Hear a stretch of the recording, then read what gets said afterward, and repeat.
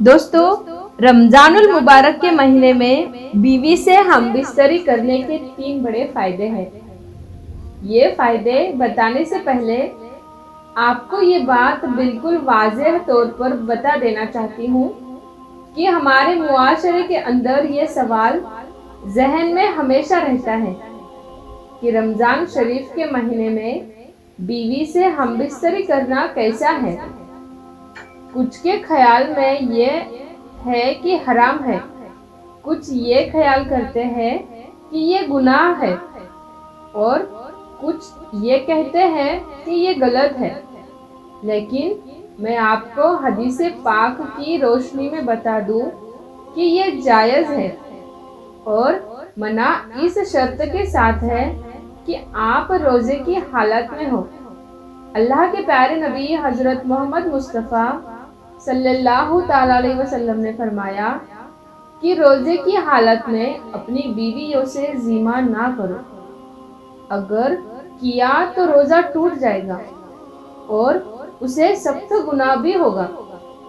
जिस तरह से खाने पीने से रोका जाता है, उसी तरह बीवियों के ख्वाहिशात से भी परहेज किया जाए। तो ये मना है, लेकिन रात के हिस्से में बीवी से मुलाकात कर सकता है और अगर दिन में किसी मजबूरी की वजह से रोज़ा ना रख सके तो दिन के हिस्से में भी बीवी से ज़िमा कर सकता है। लेकिन याद रहे कि आप रोज़े से ना हो और रोज़े की हालत में बिल्कुल मना है। अब आपको बताते हैं रोज़े के महीने में बीवी से हमबिस्तरी करने के 3 बड़े फायदे हैं।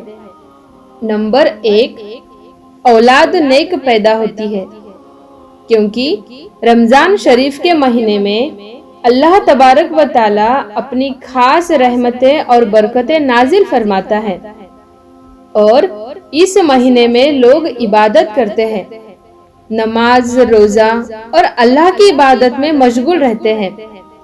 इसकी वजह से कल्ब रोशन होता है, कल्ब में एक नई ताजगी, ईमान में एक नई हरारत पैदा होती है। इसकी वजह से मर्द और औरत के मनी, यानी जिस मनी से अल्लाह तबारक व ताला एक इंसान का वजूद जाहिर करता है, तो उस मनी में भी निखार पैदा कर देता है।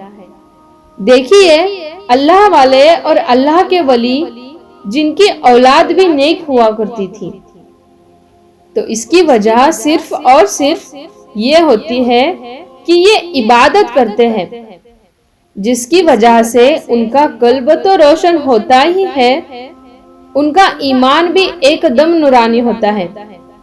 उसके अलावा उसे अल्लाह तबारक व ताला उसके मनी को भी निखार देता है, जिसके जरिए उनकी होने वाली औलाद नेक पैदा होती है। उसमें नेक तासुरात पैदा फरमाता है, अच्छे तासुरात पैदा होते हैं, जिसके जरिए औलाद नेक पैदा होती है।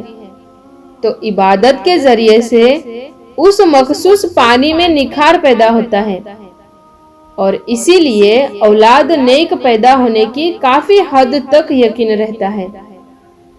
नंबर 2, यानी दूसरा बड़ा फायदा यह है कि रमजान शरीफ के महीने में बीवी से हमबिस्तरी करने से, यानी कि ज़िमा करने से शैतान के तासुरात से मियाँ बीवी महफूज रहते हैं।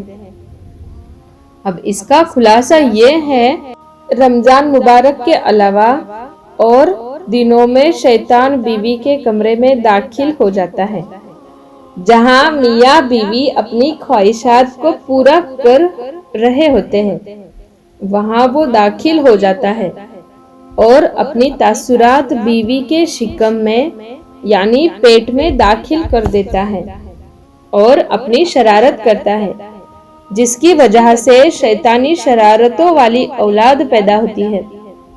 अब आप सोच रहे होंगे कि ऐसा कैसे हो सकता है, तो हम आपको बता दें कि अल्लाह के महबूब और हमारे प्यारे नबी हजरत मोहम्मद मुस्तफ़ा सल्लल्लाहु ताला अलैहि वसल्लम ने इरशाद फरमाया कि शैतान तुम्हारा खुला दुश्मन है।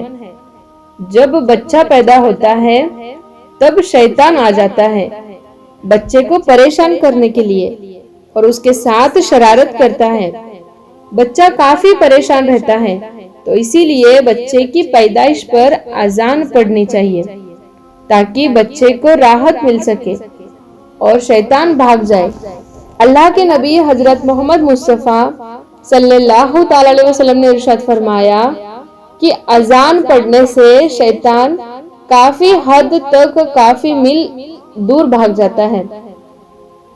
इसीलिए अजान पढ़ने में देरी ना की जाए, बल्कि बच्चे की जैसे ही पैदाइश हो तो उसी वक्त अजान पढ़ दिया करे। अल्लाह के नबी सल्लल्लाहु ताला अलैहि वसल्लम ने इरशाद फरमाया कि जब मौत का वक्त करीब आ जाता है तब भी शैतान अपनी शरारत से बाज नहीं आता, वहां पर भी आ जाता है, तब भी उसको परेशान करता है ताकि उसकी जबान से कुछ ना निकले और कलमाए तैयबा जबान से ना निकल सके। इसलिए वहां पर जो लोग मौजूद होते हैं तो वो कलमा शरीफ जोर जोर से पढ़ते हैं ताकि मरने वाले को कलमा याद आ जाए और वो सुनकर कलमा पढ़ ले। और जब इंतकाल हो जाता है तब भी वो शैतान पीछा नहीं छोड़ता, कब्र के अंदर भी आ जाता है, जिसको बहकाने के लिए, परेशान करने के लिए शरारतें करता है ताकि ये सवालों के ठीक ठीक जवाब ना दे सके। तो अल्लाह के रसूल सल्लल्लाहु ताला अलैहि वसल्लम ने इरशाद फरमाया कि अजान की आवाज सुनकर शैतान मीलों दूर भाग जाता है, जिसकी वजह से कब्र में अजान पड़ी जाती है और मुर्दे को काफी राहत मिलती है। इसी तरह जब मियाँ बीवी मुलाकात करते हैं, यानी खुशूसी मुलाकात, तो उस दौरान भी शैतान अपनी शरारत से बाज नहीं आता और वो आ जाता है और परेशान करता है और अपनी तासुरात दाखिल करने की पूरी कोशिश करता है।